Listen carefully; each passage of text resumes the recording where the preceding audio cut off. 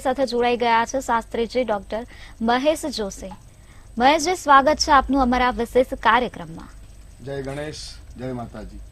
જી શાસ્ત્રીજી, હું તમને પૂછવા માંગીશ કે સંતાન સુખાકારી માટે શું કરવું જોઈએ? સંતાન સુખાકારી માટે જન્મ કુંડળીમાં કયા ગ્રહો જોવા જોઈએ?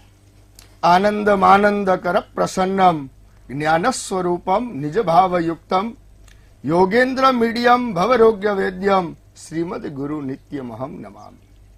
જય ગણેશ, જય માતાજી. દર્શક મિત્રો, સંતાન સુખાકારી અને સંતાન સુખ કેવી રીતે પ્રાપ્ત થાય?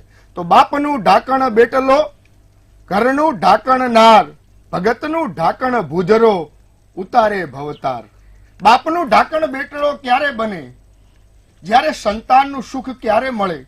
જન્મ કુંડલીના કયા એવા ગ્રહો કે જેના કારણે સંતાન સુખની પ્રાપ્તિ થતી હોય છે?